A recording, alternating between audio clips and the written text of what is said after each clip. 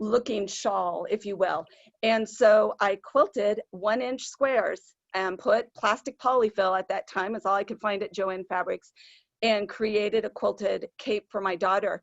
And took my blanket and drove an hour for therapy, took her cape, and went to the therapist, and the therapist just literally said, I want that cape for every one of my clients. I cannot believe it.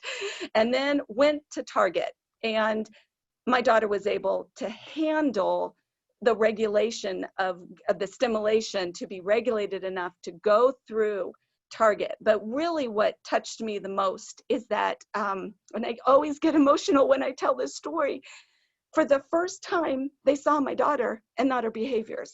For the very first time, they said, oh my, what a pretty little princess you have there.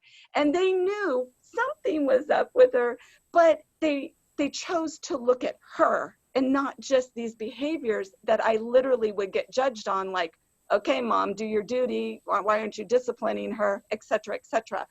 And it was a game changer for me. And so what we created was what we term smart weight technology. And really the simpleness of smart weight technology is the smallest square in the industry in order to do 3 things, which is required for deep touch pressure. So many people think deep touch pressure is just a heavy blanket, and it's not. And there's a difference between heavy blankets or weighted blankets for sleep and wearables throughout the day where you have to keep your spinal health healthy, if you will.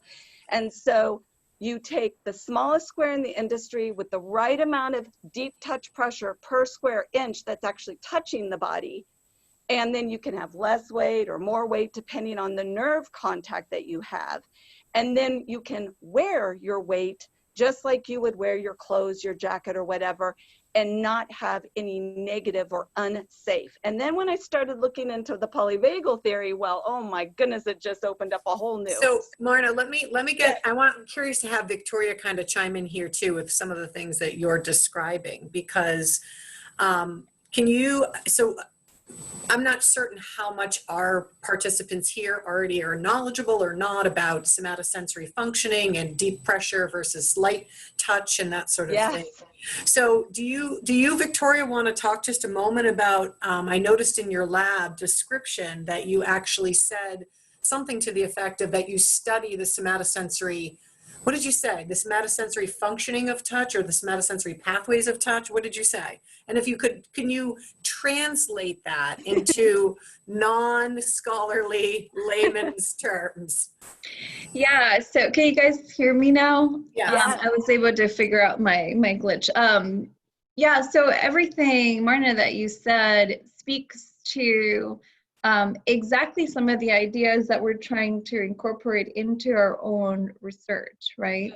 And so, you know, somatosensory system is a very broad term, right? So this encompasses all of the signals that we get that not only interpret external signals, but also interpret our own movement. So it's actually very important, which is a concept that people don't understand quite well because it's beginning to emerge in the field. And that is that in order for us to socialize with other people, to communicate with other people, we have to have a good sense of self, right? And so where does our self fit within the larger context of humanity? And it is not actually very complex. It's actually of like your own body perception, right? Like you have to have good body perception in order to know that you're a human being and there's other human beings that connect with you. And then when they touch you is different than when you move your arm, right? Imagine living in a world where like moving your arm or someone else or when someone else touches you, it feels like your body is moving, like you're out of control, right? Like there's no distinction between, you know, external touch and internal touch. Now, when there's no distinction of that, yeah, you might act in really crazy ways that other people don't understand. The simple fact of the matter is that some of those wires got crossed. And so the idea, the neurobiology behind some of the weighted blankets or some of these other techniques is to have a better self-aware of where your body is in space. Yes. And so in terms of the somatosensory system, we're actually really interested in understanding, okay, how does proprioception work with touch? And how does your own body movements interface with, when we move our arms, there's all kinds of skin deformations that are happening, yet we ignore it, because our brain, through normal development, has developed these maps of your own self, right? And us as normal, sensory beings, we have this map. And so when we move, we cancel those movements out. But imagine if you didn't have that opportunity early on to develop those sensory maps, right? Then you don't know whether external touch or internal touch or even what's going on. And so that's where I think a lot of these techniques are a way for these kids to develop their own sensory maps. And the good thing about it is that the brain is really plastic, right? So the brain has evolved through many, many years now to be really good at learning and rewiring. And so it's just about finding that right combination that allows the brain to rewire itself.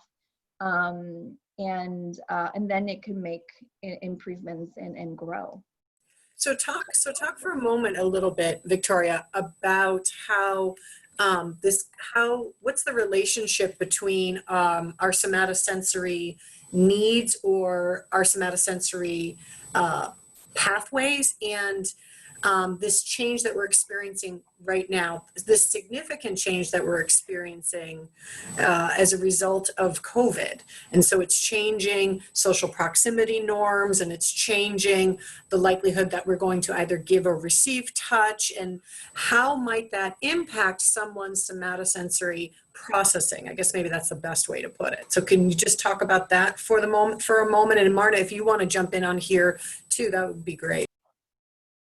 That is such a good question. So, for a lot of us, hopefully through, in neuroscience, there's a lot of what people call critical periods. And so these are critical periods in development where we're refining our sensory maps. And these happen for different senses, these happen at different times, right? So for example, for a visual system, I have a 3-year-old daughter, right? So her visual system is actually still developing, believe it or not, right? The critical period for visual processing is postnatal, meaning like after you're born. So most babies that are born can barely see. Now the critical period for touch, actually no one really knows. I think based on our own work is probably late embryonic, early postnatal, right? And there's like a tight window there. And so you can imagine that if you are not receiving those signals during that critical period, it is very detrimental. And so people have shown this in vision, right? So if they have done this in animal models, if you suture one eye during the critical period, the visual system, the visual cortex is malformed for the rest of their lives. And then you have to do really rigorous training to get it back to where it is. Now, you can, for example, now as an adult, probably cover your eye and probably have it covered for like months, and then you'll probably be okay, right? And so I think in this time, kids are very vulnerable during this time actually, because and I see it in my daughter. I mean, she craves wanting to be with other children, right? She craves wanting to have interactions, right? And that they really need it. But for us adults, I think a different kind of side effect comes. And so, for young kids, I think, this time is very important at this time with kids to just be as tactile as possible and interacting with them as much as possible. I mean, in my daughter's schools, she had 12 other kids and they would constantly touch each other and, interact. So she's missing them. But for adults, there's a different risk. And obviously the risk is, psychiatric disease like depression, right? So touch is hugely important in releasing those endorphins, oxytocin. So there's this, what people call the HPA axis, which is like the hypothalamus, pituitary gland axis. And so the hypothalamus is actually a very important part of the brain that releases a lot of hormones and that coordinates stress fight or flight, all of these things, right? And these are so important for your organs to work appropriately. And so we know from our own work that there's sort of this privileged pathway from skin all the way to the hypothalamus, right? And so massage, it actually works by, tapping into that pathway. And so massage is so, relaxing because, you're activating those neurons that are like directly connected to the hypothalamus, right? And so as human beings, as adults, if we don't have that, then all of a sudden the hypothalamus is not releasing all those hormones as often as it's needed. So then people that have a predisposition for depression are at much higher risk during social distancing of developing depression or anxiety.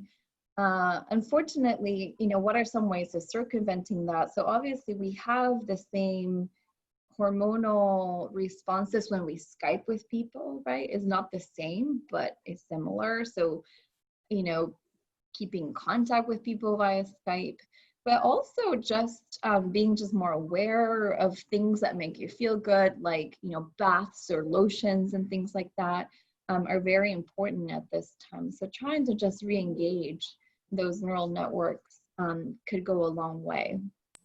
I think what I would add too is that there's that word safe, and people are not feeling safe. And so how do we feel safe in the midst of all of this that is going on? And so when you talk about the layers of skin and you talk about deep touch pressure, it is not the feather light touch. It is, you've got to get down to that hypodermis. You've got to get deeper. And so people think, I will say this, I'm on a mission for people to really understand what is weighted therapy. It is not just a heavy blanket. It just is not. And then there needs to be a proper way that those heavy blankets, if you will, are then on someone. And it's just I am a simple person. I am not a rocket scientist, but when you pay attention to the details and then kind of laser in, that is what I did as a mom with this product. And then we had to figure out how to manufacture it in the USA, and that's really crazy too. But that's a whole nother podcast, right? Or whatever this is, right? The Zoom meeting. But the bottom line is you've got to get to that deeper level of deep touch pressure.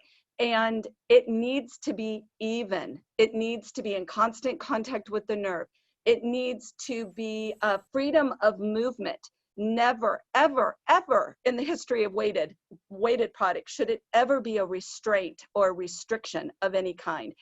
And then it really has to conform to the body. And if something popped up on my screen, cancel that. And so you have to just make sure that weight is being done correctly so that it doesn't feel like a restraint. It's not restricting your movement. And so therefore you perceive it as safe. And so there's a history of weighted product for a long time that did start in the mental health community because they were focusing on the behaviors and maybe not some of the other things. And people really haven't gone deep into the senses, the sensory, all of that, or they've kind of stayed with the five senses. What about proprioception, interoception, and vestibular? And like you said, knowing where we are in space and time and our movement and all of that. So instead of just focusing on behaviors, and if the behaviors were extreme, more weight kept going on to, if you yell loud enough, you can control someone maybe, no. So it's that kind of concept.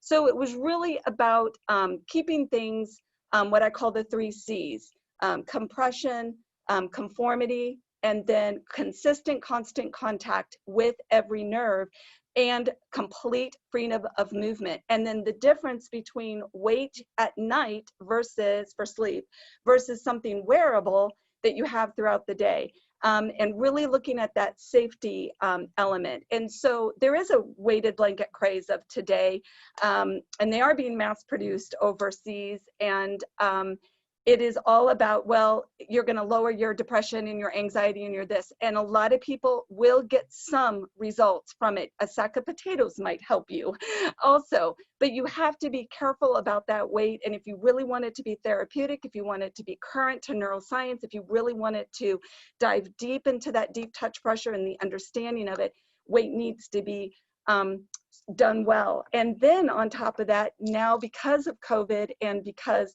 we are starting to open back up again very gently and things are happening, now we're like, what is the new norm? Can I touch you? Can I give you a handshake? Can I hug you? What do I do? So for such a time as this, here our product now is a pseudo hug. If someone cannot in their home or be with a loved one, or they do have to self-quarantine, or those students that will be entering back into the classroom with all new, brand new, crazy rules. How are our kids gonna feel safe? How are those that are struggling with anxiety, how are they gonna calm that? What can we do to give them that right kind of touch that is safe and good? So let's actually pivot there for a moment. And I wonder if, again, I invite folks to turn on their cameras if they're open to doing that, so that this feels a little bit more like a dialogue and less like a, I don't know, we're talking to ourselves, essentially, which I wouldn't mind. I'd still be enjoying this conversation, but I'm curious if people have questions. I don't know exactly what all the people that are on this call. I know some of you are educators, but I'm not entirely sure that everyone is.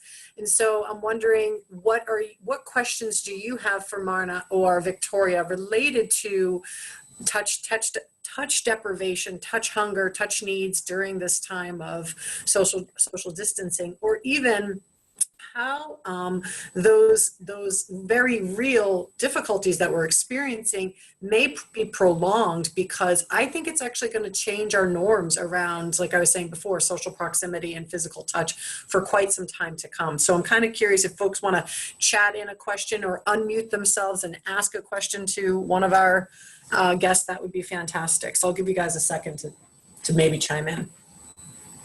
So I have a question. I think that the touch also has a way of developing safety for us, especially in those younger kiddos.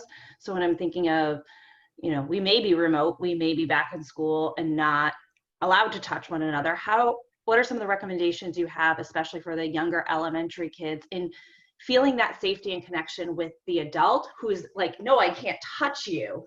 Because I think that's a big piece of allowing a 5-year-old who's coming into school to feel safe, is that teacher saying, I'm going to give you a hug. So any recommendations? Because we're not going to be able to buy a million weighted vests. I wish we could.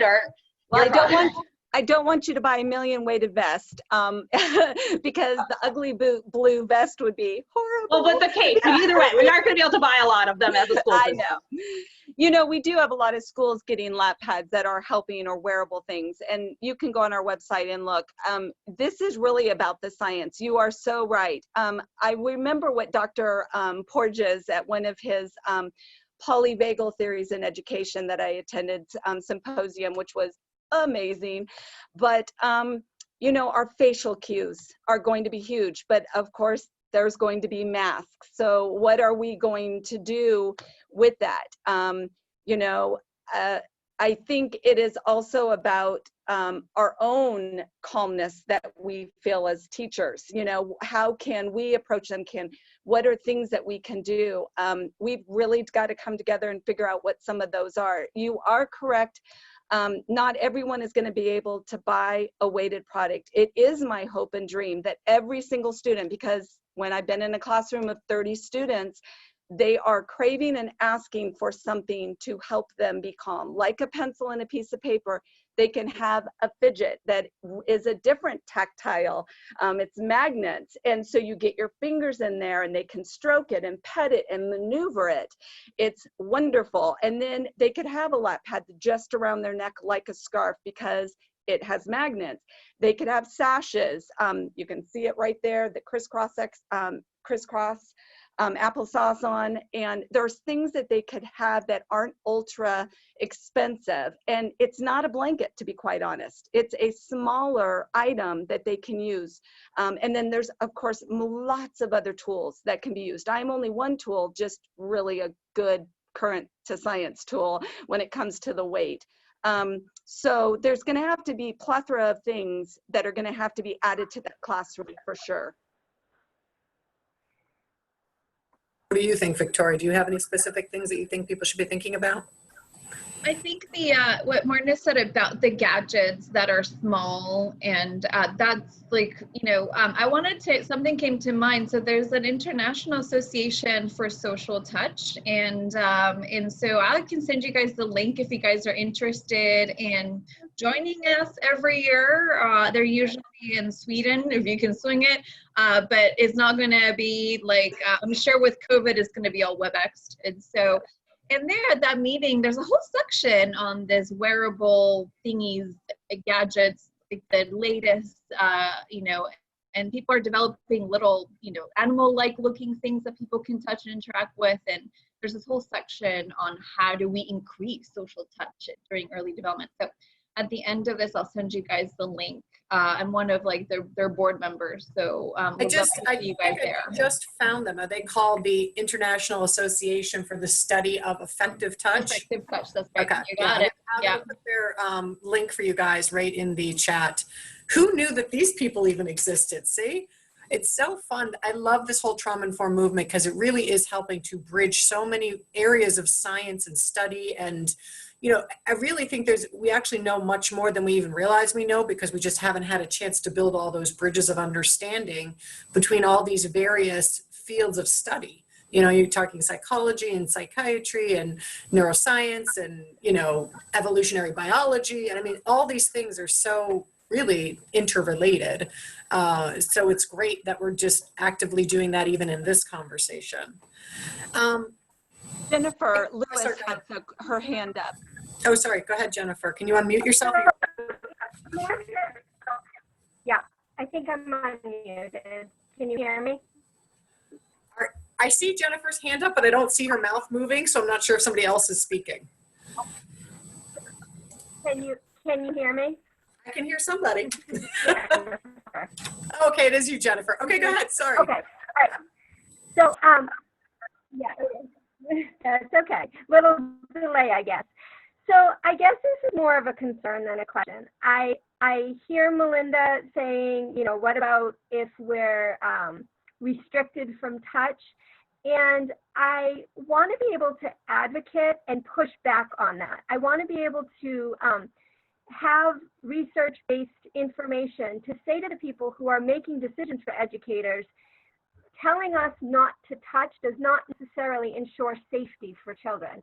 I work with 8 and 9-year-olds, and they still very much need sensory input, not just, and no offense to tapes and blankets and all of that other stuff. Those are so very important, but they do not take the place of actual physical human connection and touch. And so how do we as educators, and what are the resources out there for us to push back on political members who are making decisions for the way we educate and support our children? So Jennifer, you're my new BFF, just in case you wanted to know. I'm not kidding you, because when I first saw the recommendations, I don't know, Victoria, if you've been able to see at the CDC guidelines for schools to reopen, I was outraged. And my first question was, what experts outside the field of public health were consulted when these were developed? Because frankly, there are no other guidelines that I have seen that are more restrictive than what they're recommending for schools. And furthermore, we have a much greater risk of interrupting sequential development that is necessary, because, social proximity and social context is a huge container for children's natural sequential brain development and somatosensory development. And so I was absolutely outraged. And I did reach out personally to Dr. Bruce Perry and said, I don't know what your connections are to the federal government or to the CDC, but you got to work them, and you and others that will be heard maybe Victoria, we could put you up to the task, because it appear as though, you know, people speaking out that are just, you know, those of us that are just, you know, not scholars, it's like what we're saying doesn't necessarily have the weight as what scientists may recommend. But I do think it's incumbent upon scientists right now to really take a stance. And because, in Victoria, you could speak about this a little bit more if you'd like, but, you know, we make these artificial dissections about physical health and mental health, and also what we need, and like that this idea that we don't actually really need physical proximity and touch, that it's not really necessary. It's kind of like a nice thing to have, as opposed to, no, it's an essential component of child development in addition to maintaining physical and mental health. So if you want to speak to that for a few minutes. So Jennifer, thank you for the question. Yeah, Jennifer, that is an excellent question. So I have two main concerns about the current guidelines for welcoming children back into a school setting. So my first concern is the most vulnerable in the population, which are age 0 to age 4 or 5. That's like seems to be a very important critical period. It goes beyond that for sure.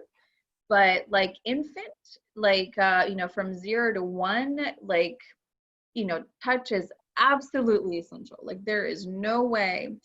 And so I think that these guidelines are just bizarre, but it's generally as a culture, you know, we tend to be very much social distance, right? So I'm Hispanic. And so, you know, I grew up with like lots of touch everywhere, people like kissing each other and stuff. So like it's very cultural too, right? And so I think it's, you know, for the United States, it's easy to say, okay, we're going to take a step back, because it's not a culture that generally likes to like touch or interact a lot.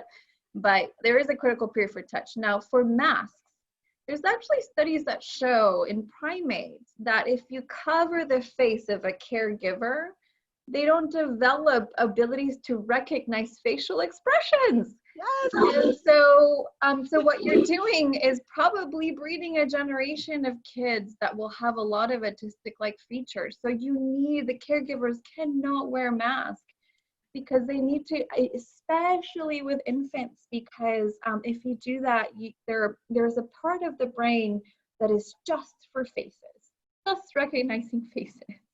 And that, you know, the 0 to 1 period, you know, this part is so critical in understanding people's emotions. And if you start to cover that, you run the risk of that facial, of not hitting the critical period for facial expression recognition.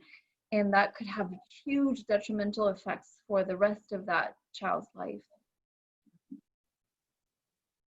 I'm seriously going to put you up. I'm seriously going to dig out any CDC connection I can have and like put you up to saying this all seriously, because I just love hearing. I love hearing you say that, and I don't say that with any diminishment of the threat that we experience with the virus, because I get it. It's a very real threat.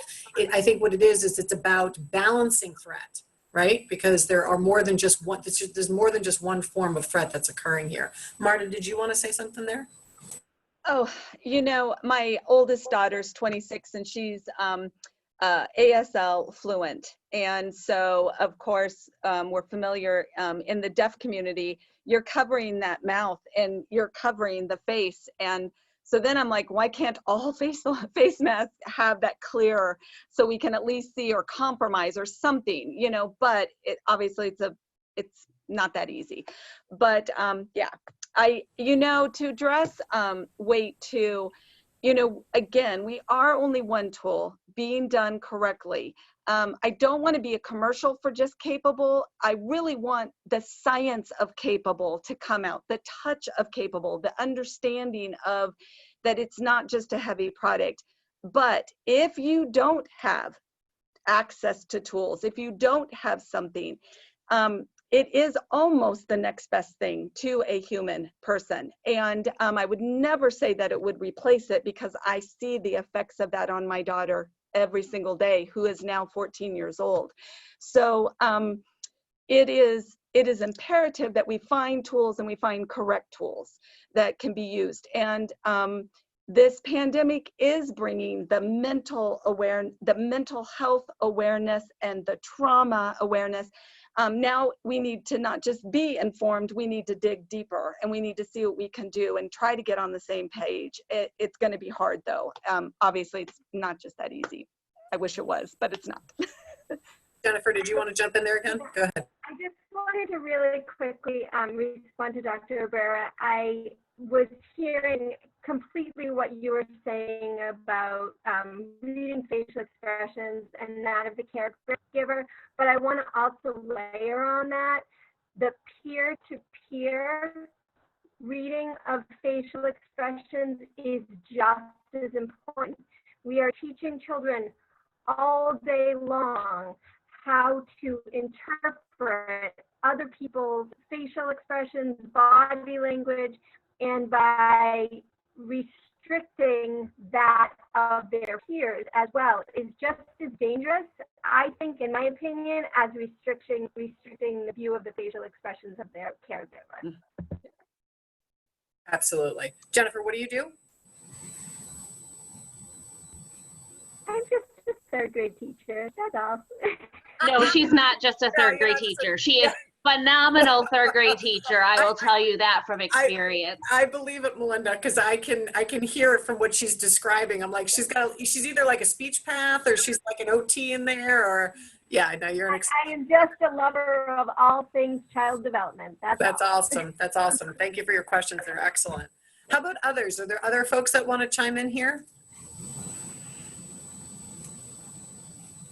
I guess if you have access to any of those type of articles, I think people who are signing up for this agree with this and are passionate about it. But as we're moving forward, the restrictions are the restrictions that are there. And my great concern is, how do I develop relationships and make other children feel safe with the restrictions that are there?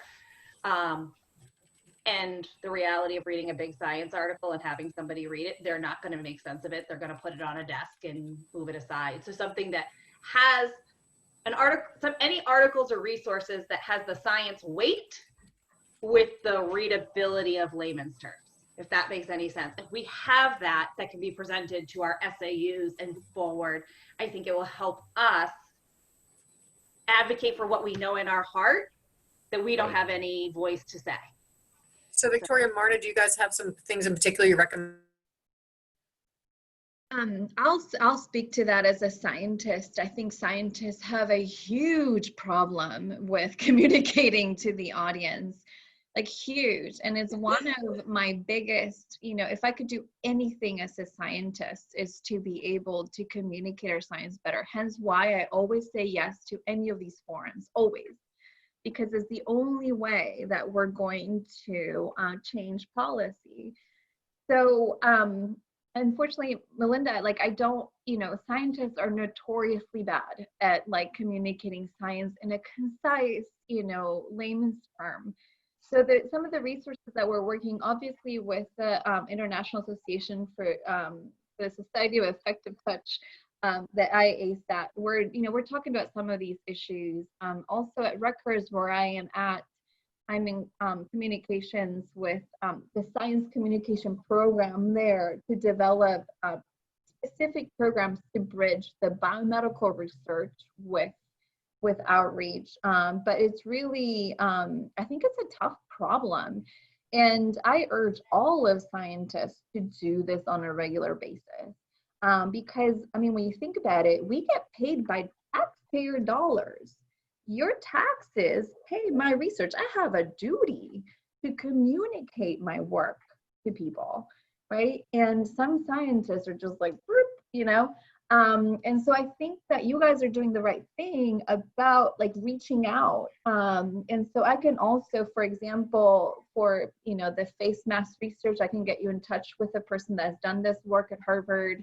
Another female scientist who's also very interested in outreach, and she's done a lot of early primate work, so baby monkeys basically. And she'd also be happy, and she's done a lot of stuff in vision. And so I think you have to hit up on the right scientist, and then keep on doing what you're doing, right? And that's how we fix the problem. So one of the things I'll say with just in the confines of weighted therapy, we did actually third party have a controlled IRB study on our product in 2018, and it came out in 2019. The p-values, which basically means in simple language that if they're high, that means nothing but what they tested on proved or showed that it gave the results that they were hoping for. If they're low, it means other contributing factors, if you will. But our p-values were so, with our weighted product, were so astronomically significant, and that is their words, that we have multiple controlled IRB studies going on in the hospital because we took our smart weight technology and fused it into a medical grade antimicrobial fabric. It's just simple, wipe, clean, infectious control disease. And it is also being used in schools as well because of just the wipe down element of it. Doesn't have quite the tactile like a fuzzy, yummy, soft blanket would, but it does have the very effective weight distribution.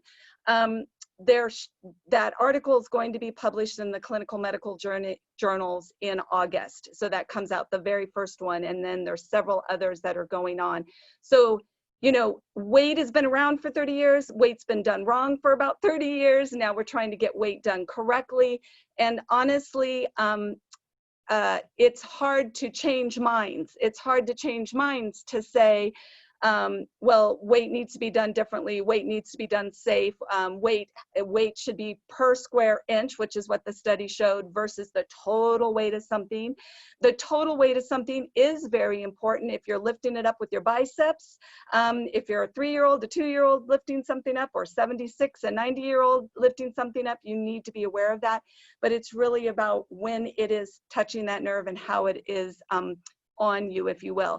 But so the research is coming, and also lining up with other professionals in the field that are willing to say weight is not just a heavy blanket or all the same thing. It's got to be something different. We know more about the brain. We know more than what we knew before.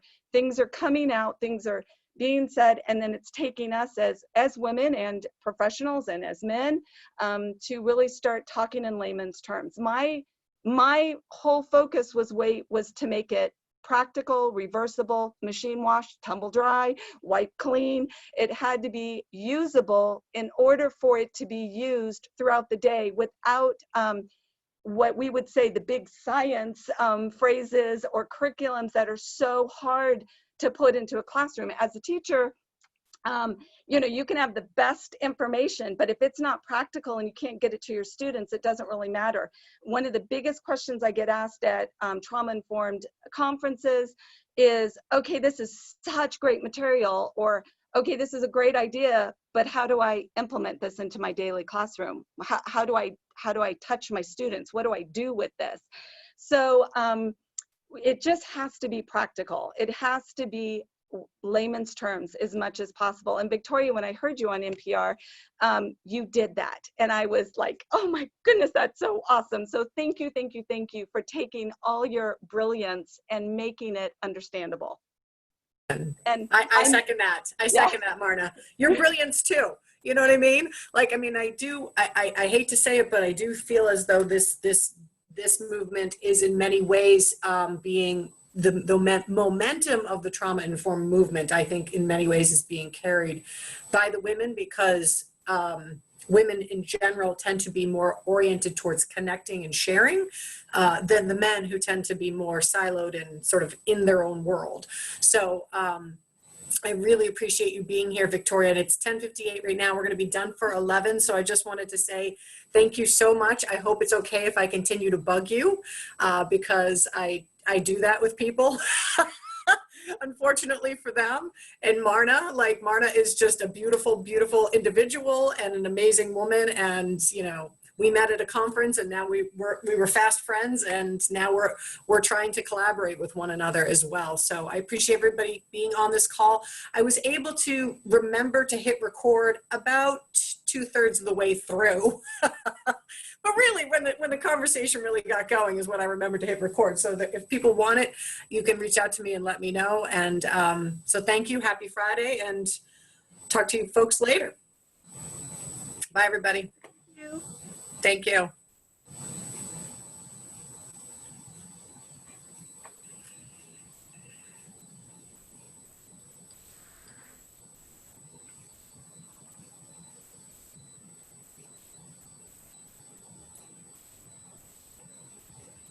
Jennifer, you were awesome. I